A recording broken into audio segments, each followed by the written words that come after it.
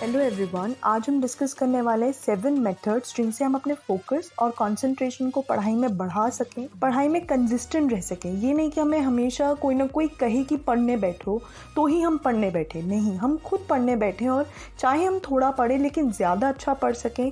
और जितना भी टाइम हम पढ़ाई में दें, 2 घंटे दें, 3 घंटे दें, उसका आउटपुट 2 या 3 घंटे का ही हो। ये नहीं कि हमने पढ़ाई तो 3 घंटे की लेकिन जो चैप्टर हमने ख़त्म किया वो छोटा सा ही था, जिसको एक्चुअल में सिर्फ 45 मिनट्स या 1 घंटा चाहिए था। पढ़ते हुए हमारा ध्यान सिर्फ पढ़ाई पर हो, ये नहीं कि हमारा ध्यान और भी 3-4 जगहों पर चले। तो लेट्स बिगिन।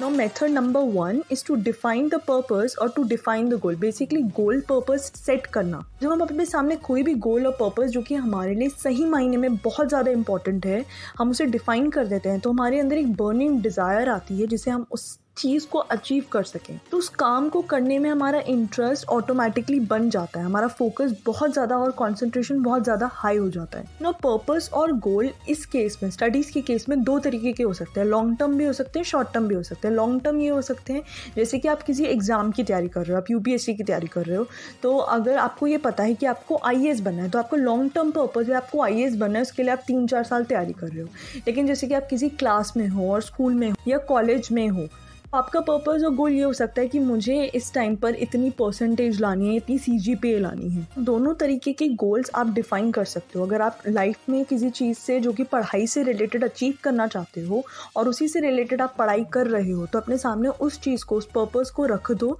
कि मुझे यही चीज़ इस चीज़ से मिलेगी, इस पढ़ाई से मिलेगी। तो वो पढ़ाई आपकी आराम से आसान बन जाएगी और वो बर्निंग डिज़ायर, जो ड्राइविंग फोर्स आपके साथ है, वो आपको आराम से फोकस और कॉन्सेंट्रेशन पढ़ाई में देगी।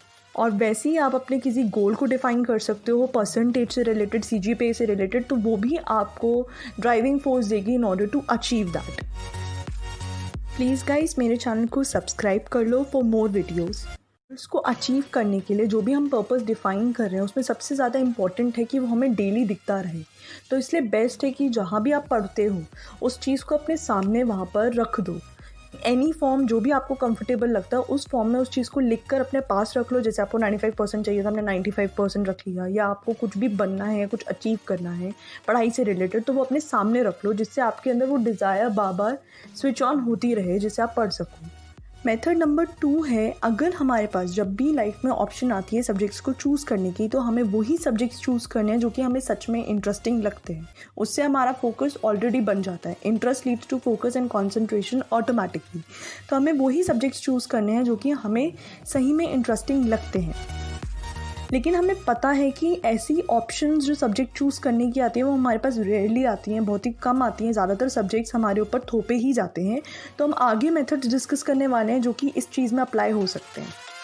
फर्स्ट, तो ऐसी सिचुएशन में अगर जो सब्जेक्ट्स हमारे ऊपर थोपे गए हैं तो पहले तो हमें मेथड नंबर 1 यूज़ करना है। हमें पता है हमने पर्पस को, गोल को अचीव करने के लिए उन सब्जेक्ट्स की हमें ज़रूरत है, तो हमें वो सब्जेक्ट्स पढ़ने पड़ेंगे। The method number 3 is using video lectures online. Basically it means कि जो सब्जेक्ट्स हमें इंटरेस्टिंग नहीं लग रहे या जो कॉन्सेप्ट्स हमें बुक से पढ़ने में इंटरेस्ट नहीं आ रहा, उनमें हमारा फोकस नहीं बैठ रहा, इसलिए हम उनकी ऑनलाइन लेक्चर्स देखें या उनकी ऑनलाइन वीडियोस देखें। क्योंकि मेन मोटो हमारा कॉन्सेप्ट लेना है, उस नॉलेज को ग्रास्प करना है, तो हम उसे वीडियोस के थ्रू भी ग्रास्प कर सकते हैं, उसे वीडियो के थ्रू भी ले सकते हैं। अब इस वीडियो लेक्चर्स के टाइम पर ये ध्यान रखना ज़रूरी है कि वो हम एक रिलायबल और एक अच्छे सोर्स से लें, नॉलेजेबल सोर्स से लें, सही सोर्स ऑफ नॉलेज, और सेकेंडली वो जो टॉपिक जिस तरीके से पढ़ा रहे हैं वो इंटरेस्टिंग लगे। I have seen many students जो कि ऑनलाइन कॉन्सेप्ट समझ लेंगे, उसके बाद कॉन्सेप्ट समझने के बाद बस उसके थोड़े से नोट्स रीड आउट कर लेंगे और पढ़ के ऐसे पेपर देने चले जाएंगे। इसमें आप कॉन्सेप्ट किसी और से भी समझ सकते हो, चाहे ट्यूटर से समझ सकते हो या किसी सीनियर से समझ सकते हो, किसी को कॉन्सेप्ट ऑलरेडी पता है उससे भी समझ सकते हो। ज़रूरी नहीं है कि ऑनलाइन ही देखा जाए। Number 4 is knowledge oriented perspective से पढ़ना। ये सोचना कि इस नॉलेज को हम कहाँ अप्लाई कर सकते हैं, इसकी क्या प्रैक्टिकल एप्लीकेशंस हैं। सिर्फ मार्क्स के पर्सपेक्टिव से ना पढ़ना और ये सोचना है कि ये सब्जेक्ट मेरे लिए सही में यूज़फुल है और इसे हम कहाँ कैसे इस नॉलेज को हम अप्लाई कर सकते हैं। अपनी बेटर अंडरस्टैंडिंग, उस सब्जेक्ट की अंडरस्टैंडिंग को बढ़ाने के लिए पढ़ना। और जैसे कि फिज़िक्स में एक टॉपिक है कॉन्वेक्स मिरर्स का, जिनमें एक प्रिंसिपल बताया जा रहा है, तो उसकी रियल लाइफ एप्लीकेशन देखना कि वो एक्चुअल में कहाँ यूज़ हो रहा है। उससे क्या होगा, जब हमें एप्लीकेशन पता होगा तो हमें उस सब्जेक्ट को एक्चुअल में पढ़ने में इंटरेस्ट आएगा। तो उस कॉन्सेप्ट के एप्लीकेशंस को देखना या ये देखना कि वो कॉन्सेप्ट हमारी नॉलेज को कैसे एनहेंस कर रहा है या हम उसे कैसे अप्लाई कर सकते हैं, उस पर्सपेक्टिव से देखने से भी इंटरेस्ट बढ़ेगा। मेथड नंबर 5 हम डिस्कस कर रहे हैं वो उन लोगों के लिए जिन्हें कोई भी पर्पस और गोल नहीं मिला। जैसे उन्हें नहीं पता कि उन्हें फ्यूचर में क्या करना है, और उन्हें ये भी क्लियर नहीं है कि उन्हें कैसे सब्जेक्ट्स लेने हैं, या उन्हें ये पता है कि उन्हें पढ़ाई से रिलेटेड कुछ नहीं करना, उन्हें किसी और फील्ड में जाना है जो कि पढ़ाई से रिलेटेड नहीं है, या जिस पढ़ाई में हमें जाना है उस पढ़ाई में अभी की पढ़ाई मैटर नहीं करती। तो ऐसे करके जो भी लोग हैं जिनके पास कोई पर्पस और गोल अभी सेट नहीं हो रहा, उनका मेन पर्पस और गोल होना चाहिए सिर्फ उनकी मेमोरी स्किल्स को एनहेंस करना। उनका मेन पर्पस होना चाहिए अपनी मेमोरी को बढ़ाना, बेसिकली अपनी मेमोरी स्किल्स को बढ़ाना और अपनी एफिशिएंसी को बढ़ाना, कम टाइम में ज़्यादा पढ़ने की स्किल को डेवलप करना, जो कि by learning by daily studying आ सकती है।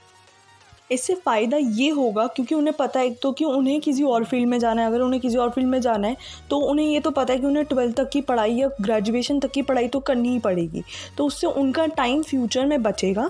सेकेंडली, अगर उन्हें ऑलरेडी पढ़ाई की फील्ड में ही जाना है तो जब उनकी पढ़ाई की स्किल्स इतनी ज़्यादा एनहेंस हो चुकी होगी तो उन्हें फ्यूचर में हायर स्टडीज़ में प्रॉब्लम नहीं आएगी। तो जब कोई और पर्पज़ ना दिखे तो बस ये सोचो कि हमें अपनी मेमोरी स्किल्स को बढ़ाना है और हमें अपनी एफिशिएंसी को एनहेंस करना है। Method number 6 is laser duration के स्लॉट्स देना अपनी पढ़ाई को। बेसिकली इससे होगा क्या होता है कि कभी कभी हमें पढ़ाई में फोकस इसलिए नहीं बैठ रहा होता क्योंकि हमें ये बुरा लग रहा होता है कि हमें अब 2 घंटे पढ़ना पड़ेगा, हमें 3 घंटे पढ़ना पड़ेगा। तो इसलिए अपने फोकस को एनहेंस करने के लिए कोशिश करो कि सिर्फ मैं आधा घंटा पढ़ूंगा और अच्छे से पढ़ूंगी और या पढ़ूंगा, या मैं सिर्फ 1 घंटा पढ़ूंगा या पढ़ूंगी। तो बेसिकली लेस ड्यूरेशन के स्लॉट्स देकर हम अपने फोकस को बढ़ा रहे हैं। प्लीज़ गाइज मेरे चैनल को सब्सक्राइब कर लो और प्लीज़ कमेंट कर दो I subscribed. Now method number 7 is reward system. Basically अपने आप को कुछ टारगेट दे दो कि मुझे इतनी देर में इतनी पढ़ाई करनी है और उसके बाद मुझे ये चीज़ रिवॉर्ड में मिलेगी। इससे हमारा फोकस जब हम पढ़ते हैं तो काफ़ी बढ़ जाएगा। जैसे कि हमारे साथ होता था कि जब भी हम एग्ज़ाम्स देते थे तो फर्स्ट एग्ज़ाम में हमारी एनर्जी कंपैरेटिवली लो होती थी, हमारी एफिशिएंसी कम होती थी, लेकिन जब हमारा लास्ट एग्ज़ाम आ जाता था तो हमें जो खुशी मिलती थी कि हमें अब इसके बाद रेस्ट मिलेगा, उसकी वजह से हमारी लास्ट एग्ज़ाम की एफिशिएंसी और फोकस काफ़ी बढ़ जाता था। तो उसी सिस्टम पर ये चीज़ बेस्ड है कि हमें अपने आप को लेसर ड्यूरेशन के स्लॉट्स देने के बाद हम अपने आप को एक रिवॉर्ड दें कि हमने टारगेट को अचीव किया, हमने पढ़ाई करी। अब इस केस में रिवॉर्ड हो सकता है कि अब मैं टीवी देखूंगा या मूवी देखूंगा या कुछ भी आप रिवॉर्ड अपने अकॉर्डिंग रख सकते हो, according to your time table and everything.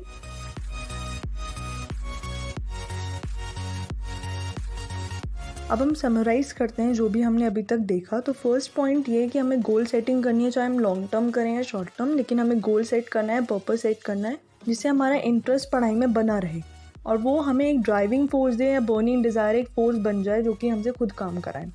Second, हमें वही सब्जेक्ट्स चूज़ करने हैं जो हमारे इंटरेस्टिंग सब्जेक्ट्स हैं, जिनमें हमें इंटरेस्ट आता है। थर्ड पॉइंट है लेक्चर्स देखना, वीडियो लेक्चर्स देखना या किसी और से पढ़ना। अगर हमें बुक्स में इंटरेस्ट नहीं आ रहा है, उस कॉन्सेप्ट को हम किसी और सोर्स से समझें या किसी और सोर्स से पढ़ें जो कि कंपैरेटिवली इंटरेस्टिंग और इंगेजिंग हो। फोर्थ मेथड है हमें नॉलेज ओरिएंटेड पर्सपेक्टिव से पढ़ना है, उसकी प्रैक्टिकल एप्लीकेशंस को देखना है, ये देखना है कि वो रियल लाइफ में कैसे अप्लाई हो सकता है। उस नॉलेज को हम अपनी नॉलेज को वाइड कर रहे हैं, इम्प्रूव कर रहे हैं, इस पर्सपेक्टिव से हमें पढ़ाई करनी है। फिफ्थ मेथड है कि अगर हमें कोई भी पर्पस और गोल नहीं मिल रहा तो हम ये पर्पस गोल बनाएं कि हमें अपनी मेमोरी स्किल्स को एनहेंस करना है, अपनी पढ़ाई की स्किल्स को एनहेंस करना है, अपनी एफिशिएंसी को एनहेंस करना है, अपनी कैपेसिटी को, ब्रेन की कैपेसिटी को एनहेंस करना है। मेथड नंबर 6 था कि हम स्टार्टिंग करते हुए लेस ड्यूरेशन के स्लॉट्स दें जिससे हम ज़्यादा फोकस रख सकें। मेथड नंबर 7 है रिवॉर्ड सिस्टम। हम बेसिकली अपने आप को थोड़ी सी देर पढ़ने के लिए कोई अवार्ड देंगे या अपने आप को अप्रिशिएट करेंगे किसी भी सोर्स से जो कि हमें अच्छा लगे।